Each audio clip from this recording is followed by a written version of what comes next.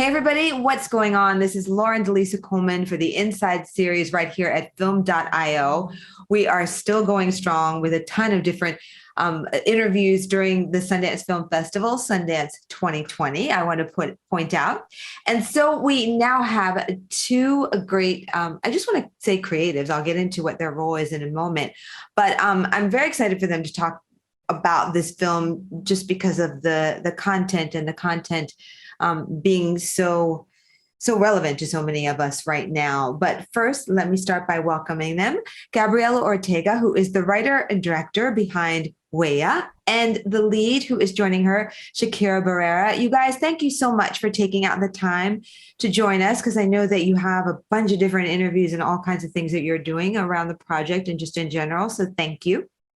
Of course. Thank you for having us. So absolutely. So excited, especially as you are fellow women of color doing your thing, right? So I want you to be able to, take the floor. Who wants to start by giving me a synopsis, please, of Huella? Well, thank you so much, Lauren, for having us. Again, Gabriela Ortega here. I'm originally from the Dominican Republic, which sort of inspired a lot of my work in both film and TV.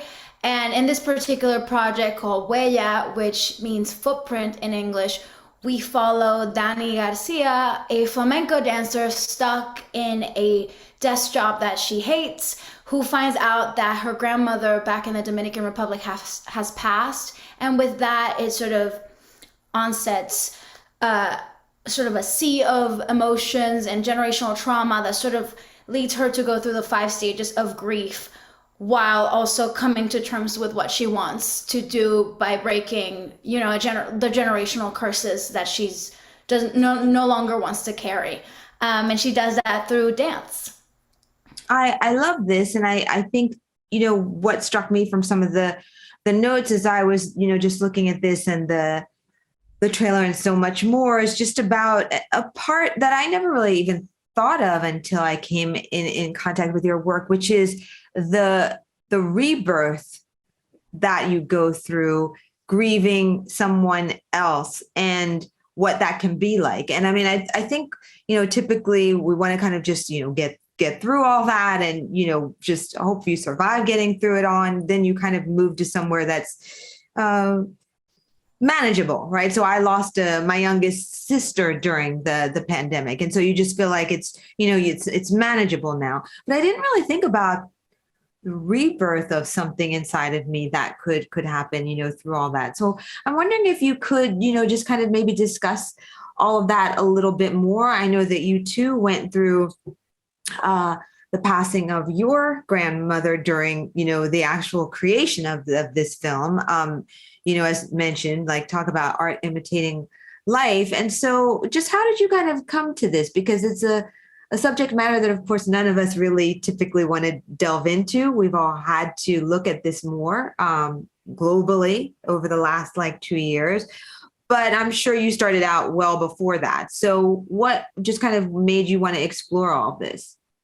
Well, interestingly enough, I had the seed of the short right before the pandemic hit.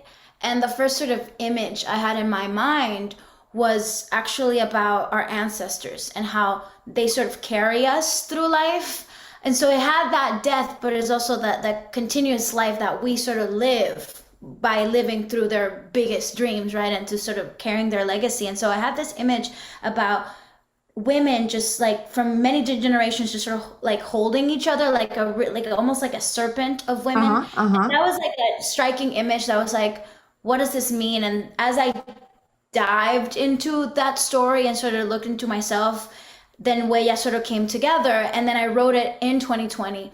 And at that time, I hadn't lost a family member due to the pandemic, but I think the collective grief, the collective fear of death in that year sort of started to fuel those emotions and sort of started to feel those ideas in my head. And also, to me, it was always about how I've always felt as an immigrant, because I moved to the United States when I was 18. Okay. And since then I have felt like I had a whole life I left behind, and that person, that girl, that, you know, a lot of my work has to do with like childhood and sort of upbringing.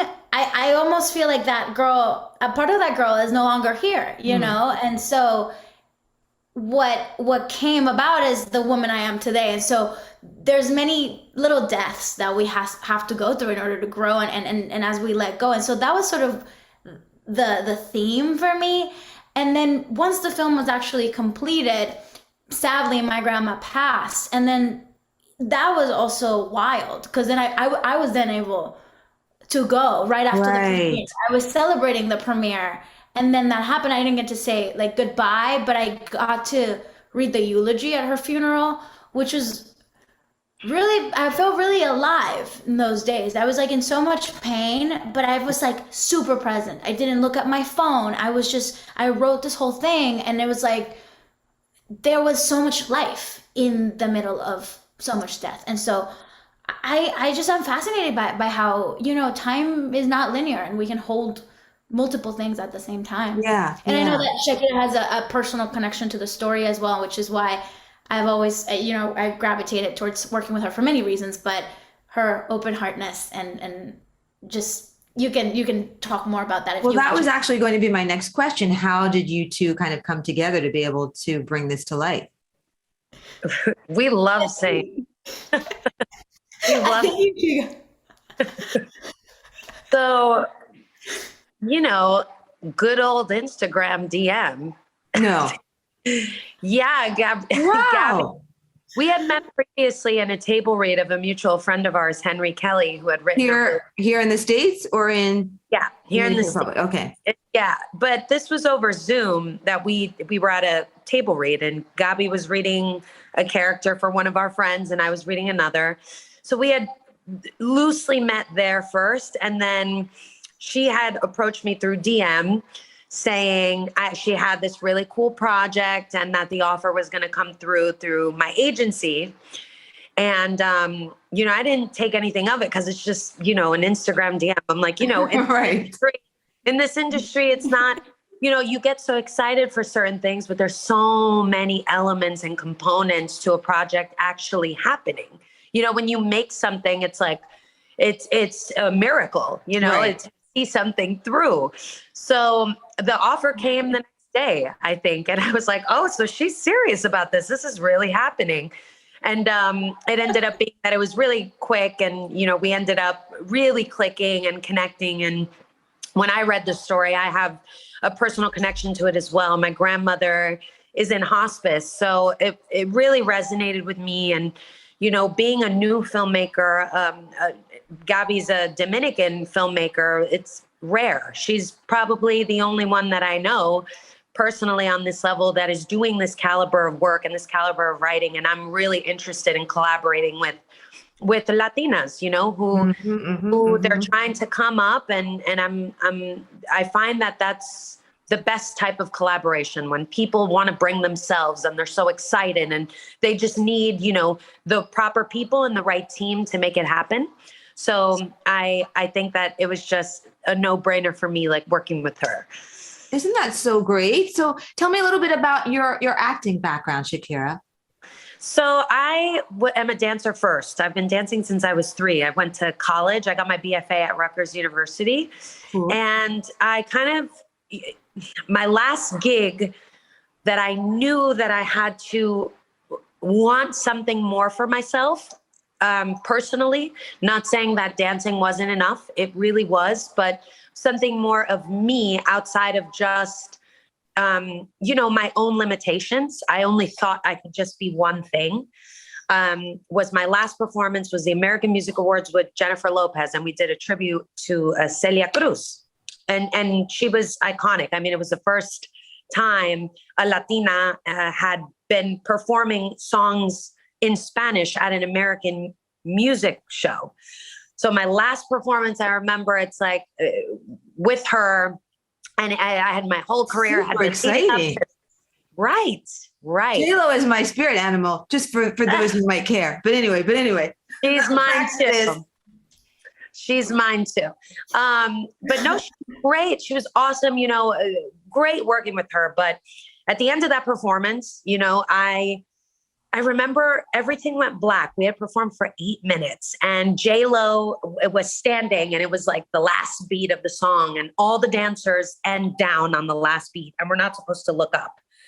And I just remember everything went black and I just took a peek up and I've never felt more invisible in my entire life. You know, I was like, wow, the work leading up to this moment, like for what we do and being artists and no one really knowing that we're really there, you know, and that staple that I wanted for my community, it just wasn't there, you know.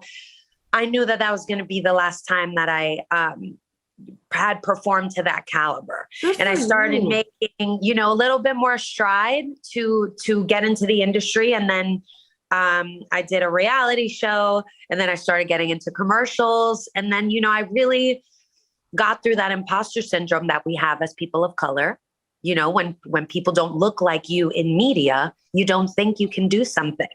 Well, I don't know. Just as an aside, I think that the imposter syndrome is actually different for people of color. I personally find, especially women, you know, you can do it. It's the others who are trying to decide the opportunity that they think you're an imposter, but we all know we can do it.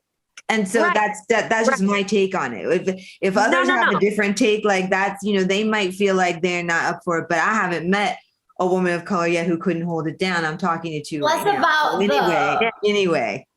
No, I think sometimes it becomes about the how, because all these other moving parts, then, you know. Right. So it's like that's certainly with anybody or anything. It's like, well, how am I going to do that? But I think that many times, and that's why we're so vocal about ensuring equality. You don't ask for something you don't know that you're deserving of, right? So anyway, you're insane anyway. I mean, I know it. And so back to your story, Shakira. Go ahead. No, I was going to say, to your point, I think that's, you know, spot on. Like, imposter syndrome can come from other factors. I also think it's a generational thing. You know, I come from a single mom where it was a lot of pressure. She was the mom and the dad. So it's a lot of undoing, you know, that worry that she has for herself, you know, that fear that she put upon me is a lot of uncanning that and seeing through, like, there is a different way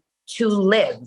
You know, we don't have to always worry. We don't only have to go to school to get, you know, absolutely. It's not linear. So I think you're right. You know, spot on with that is like, it could come from outside sources and also it could come from your own house, you know, your own traumas and your own things. But that's more what I struggled with was myself, you know, and undoing that. And now I'm coming to Lauren, what you're saying, the other end of that is like, fuck, we're so powerful. You know, we can do this. Like, we're the investors. Like, right. That's it. Know? That is it. Let's get the investors. Yeah. No, absolutely. 100%. So then obviously this film, for, you know, you guys have not yet seen it, or you may by the time this is edited, but this was a perfect kind of culmination of a lot of your talents, where you could dance within this and then act and be really seen for more of who you are and not background to wonderful spirit animal, if I can maybe interpret, right? Yeah, definitely.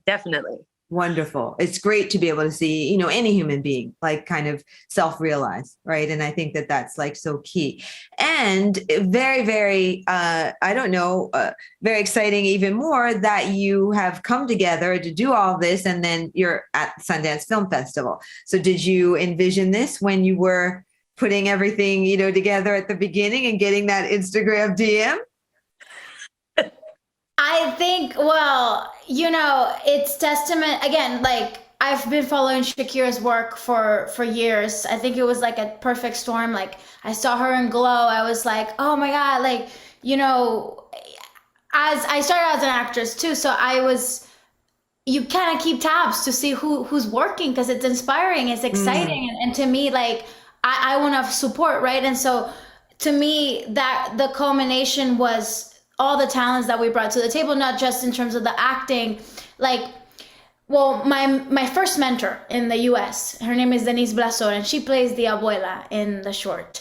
Denise gave me my first job, professional, in the US as an actor. I Aw. acted for her in the House of Bernarda Alba, and now it comes full circle, and then she's part of me directing her, and it was like so many emotions. You know, there's so much Right, type in right. it. She's Puerto Rican. Like, she was the first person that held my hand when I was in school and was like, I'm from the Caribbean, like, I see you. And you know, it makes a difference, you know, when you are seen and celebrated. So to me, the combination, like, was making the film how I wanted it. And shout out to Lena Waithe for, Well, of course, I was going to ask yeah, you about Yeah, that. How did that kind of like, come together? But I didn't want to bring her in just yet. I wanted to make sure that no, you like, really, you think have about everything this, out there that's but it's about up to Gabriela. us.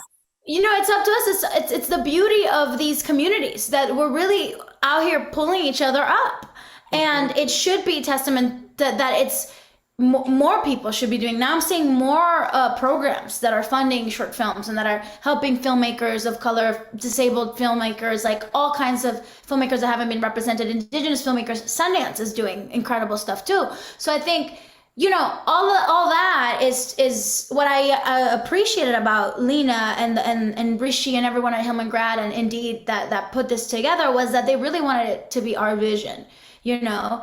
And the team like we Lena put has been an together, enabler. I mean, I remember Sundance a couple of years ago with the 40-year-old, the 40-year-old, I want to say version, 40-year-old yeah, version. incredible. Okay.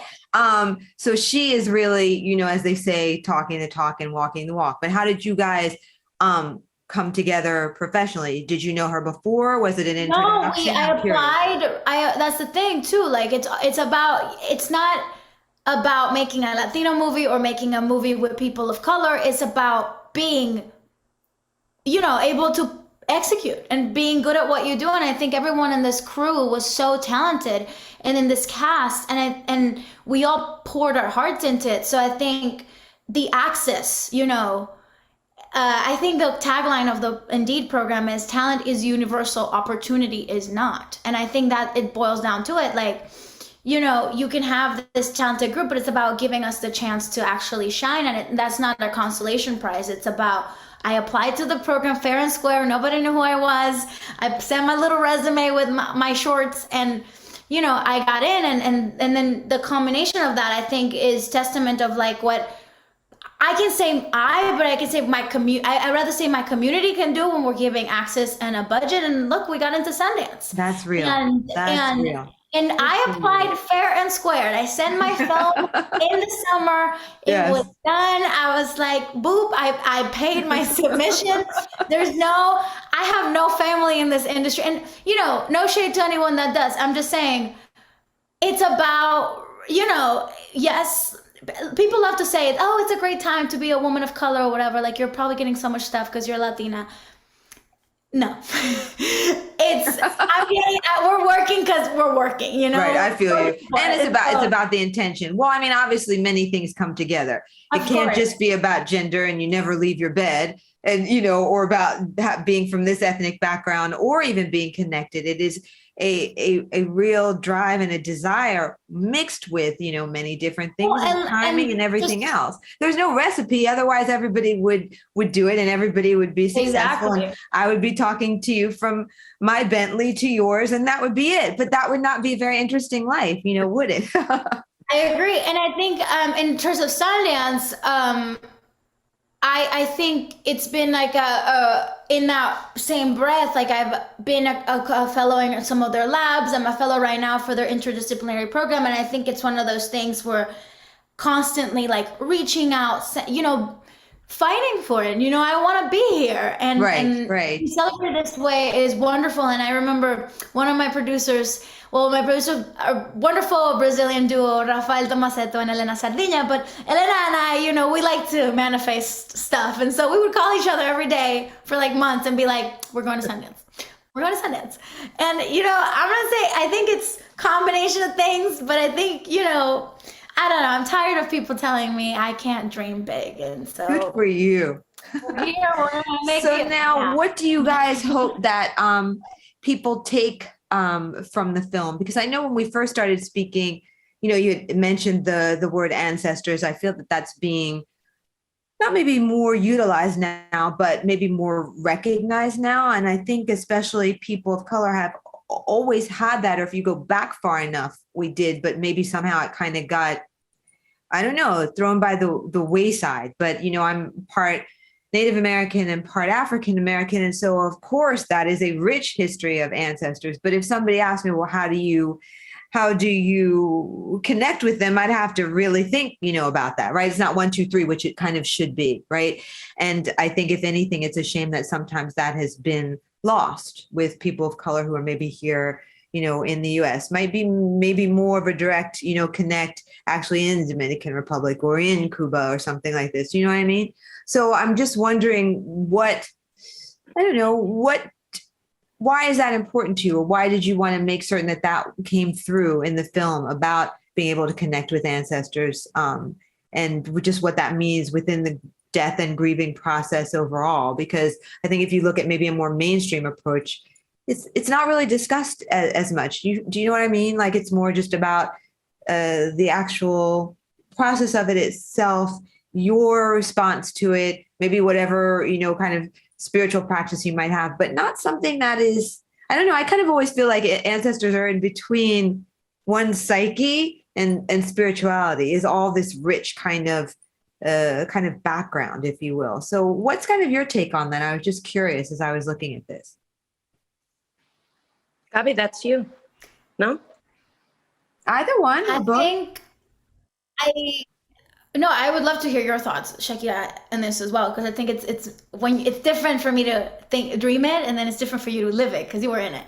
But right. To me, what I've sort of also discovered for myself in this journey is, instead of it being so much in the abstract of like my ancestors, is sort of to be brave enough to look at where we come from, and then really look. And then sit with that and be, hey, I can take some of this and I can leave some of that. Because not just because there are ancestors, it doesn't mean that everything we inherit we should keep. Some of it we can acknowledge and then move on. And I think that's hard when you're an immigrant and you sort of have this chip on your shoulder of succeeding or doing this and that. And so I think in this process of growing up, because I had a lot of guilt of being like, oh, I'm the one in my family that gets to dream, and my job is my passion. Did you really? In many ways, yes. I mean, I think both my parents are passionate people, and they're really hard workers, but I know that both my parents are very resilient, incredible people that I think have just worked their asses off, for lack of better words. And so it's different to get to see, like, once that's a form of generational wealth, I think, opportunity. And I cannot deny that privilege and what it does in me of like, how come my mom didn't get to do this or that, Interesting. She had to become a mom really young and do all these I think things. that we see this too as, African Americans, but not like, I remember my grandmother and my great aunt saying, oh, you all have so much more in terms of opportunities than we did. But I don't think about what I get to do now in terms of guilt, like, oh, that shouldn't be me. I'm doing that for them. Like, right. So every step that I take is because they maybe couldn't. Right. So my grandmother excelled in English. She skipped grades. She was so great, in English. Anything I do in media, every day, every moment is for that woman. You know what 100%. I mean? So, and that's something I carry with me as well. It's just, I think at least for me, being here alone with no family and sort of having to understand the sacrifice that I'm also making in order to do that too. And kind of almost my imposter syndrome sometimes is like, what am I doing here? Why don't I go back home? Like it's a push and pull, I feel like a foreigner in my own country. And then here I'm also an other in many ways. So it's always sort of in that no man's land. And the only thing I sort of carry with me is my memories, that's what feels like home, my family, the people in my life. Not to get too deep in that, but yeah, I think it is the contradiction. And I think I wanted to live in that and see what came out of it. Interesting. Shakira, what about you? Well, for me, I'm listening to Gabi and I'm like, oh, it makes sense why we get along so well, why we can collaborate, because I pull from a very similar place as her. I live more on the side of guilt instead of the ownership of I'm here. Okay. Which I think is just being an artist, is it's more appealing for me to watch somebody struggle through something than the ownership and the other side. It's a nice arc for the story, but in terms of emotionally looking at a piece of material, I love looking at somebody trying to figure something out, so I think for us as artists, living in that place is much more comfortable, if that makes sense, because we understand that feeling of having the imposter syndrome, working through things and dealing with it, and writing these shorts and acting in these things. I think that's what's most interesting about it is the healing process that comes with it, and putting myself into Huella, I think, was an extremely healing process for me. I remember Gabi created such a safe space for me on the set that the scene where I can't say really because I think it's a spoiler, right? I can't really say, but it's a moment of reckoning. Okay. We can call it that. There's a moment of reckoning where we did it a few times on the set, but she came up to me at one point and she goes, what do you want to say, right now? What she kind of put me in, that position of power. Like, what do you want to say? What does Shakira want to say to everybody? What message do you want to leave, in this moment? How would you do it? I know I wrote these words, but I don't want you to just say what I wrote. I want you to say whatever you want, which I think is, first of all, extremely it's so trusting to tell your actor. And so it's such a humble thing, right? Because to me, to have she's writing something and has ownership, a sense of she wants this and she sees it, but to have the trust in me to say, how do you want to do it? How do you want to interpret it? Then it gave me a little bit of ownership too. And then there was a part where it was really healing for me that they ended up using. That was just, what would I say to my grandmother if she could hear me? What would I genuinely say? And that's what I think is what I want people to leave with is don't leave things unsaid. Don't leave things unsaid. If you feel like you have to say something to somebody, sometimes, yes, some things are better left unsaid, but if it's really on your heart to say something, especially to somebody who you love deeply, who is family, who's your core, don't not say it. Please, this is the opportunity to say it, especially in this time when we don't know when we're going to see people. We don't know if we might lose somebody. It's just such a sensitive time. So I think for me, that's really the message is if you want to say something, say it. Don't hold back. I think that's great. You guys, it's been so great being able to talk with you. Tell us, because of course we started out with the Instagram, DM scenario, but in addition to that, how can viewers follow you, learn more about this film, your projects coming up, both together and separately? Now is the time to promo. So go for it. Follow the film's journey. Go to Huella Movie on Instagram at Huella Movie. And it's HUELLA. Movie. MOVIE. Right. Okay, cool. And then my personal Instagram is by Gabriela Ortega, by Gabriela with one L, Ortega, Ortega. Perfect. And Shakira? Mine is just my name, no underscore, Shakira, like the singer, and Barrera, Barrera, and all of my updates will be on there. Okay, wonderful. Well, like I said, I'm just so glad that we had the opportunity to speak with you. You guys keep doing your thing. I hope that the film is super well received during Sundance. And yes, thank you so much for sharing. I really appreciate it. Thank you. Lauren. Thank you for having us. You're welcome. You guys, I hope that you have enjoyed watching this as much as I've enjoyed being able to bring it to you. We have a ton more coming right after this. So definitely click on the next video after this one and more and more and more. I am Lauren Delisa Coleman, and this is the Inside series for film.io. Thank you so much for watching.